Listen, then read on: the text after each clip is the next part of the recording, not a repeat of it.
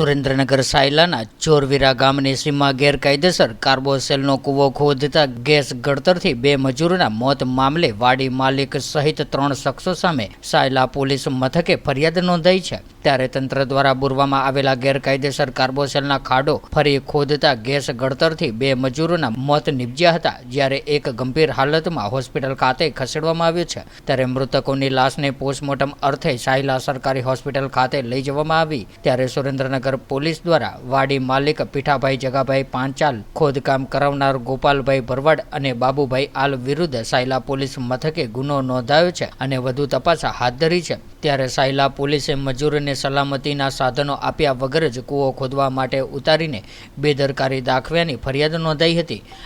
ફરિયાદ દાખલ થતાં સુરેન્દ્રનગર ખાણ ખનીજ વિભાગની મીઠી નજર હેઠળ જ ગેરકાયદેસર કાર્બોસેલનો કાળો કારોબાર ધમધમતો હોવાની ચર્ચાએ જોર પકડ્યું છે। ત્યારે અગાઉ પણ મૂળી તાલુકામાં ગેરકાયદેસર કાર્બોસેલના ખાડામાં મજૂરોના મોત થતાં તંત્ર દ્વારા કાર્યવાહી ન કરતા તંત્રની કામગીરી સામે અનેક સવાલો ઉઠવા પામ્યા છે।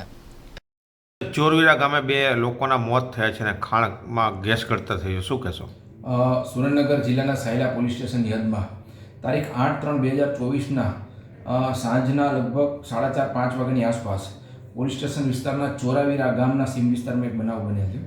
એ બનાવ મુજબ ફરિયાદી શ્રી કિશનભાઈ બચુભાઈ બાટિયા, જેઓ ધોળિયા તાલુકો મૂળીના રહેવાસી છે, તેમણે જે ફરિયાદ આપેલી છે તે મુજબ જ્યાં ચોરાવીરા ગામના સીમ વિસ્તારમાં ગેરકાયદેસર રીતે કોલસો કાઢવા માટે જે જગ્યાના માલિક હતા, એવા એક જગ્યાના માલિક, એક જે ખેતર હતું એ જગ્યાના માલિક પીઠાભાઈ જગાભાઈ પાંચાલ તથા અન્ય 2 વ્યક્તિઓ ગોપાલભાઈ ભરવાડ તથા બાબુભાઈ આલ, આ 3 વ્યક્તિઓ ભેગા થઈ અને ત્યાં ગેરકાયદેસર રીતે કોલસા કાઢવા માટેના પ્રયત્નો કરેલ અને એમાં જે ખાડો ખોદવામાં આવેલો હતો એ ખાડો ખોદતા જ તેમાંથી એક ઝેરી ગેસ અંદરથી બહાર નીકળતા જ 2 વ્યક્તિઓ સ્થળ ઉપર જ ગુંગળાઈને મરી ગયા હતા।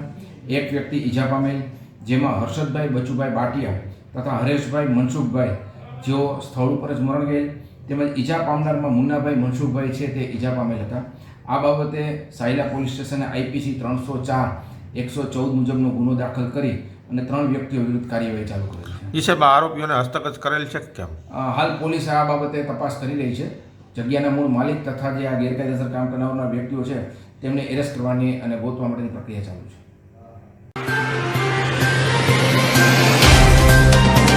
तो व्हाट्सएप, ट्विटर, फेसबुक, इंस्टा जहाँ भी आपका अकाउंट है, इसे शेयर बटन के द्वारा वहाँ पर शेयर करें।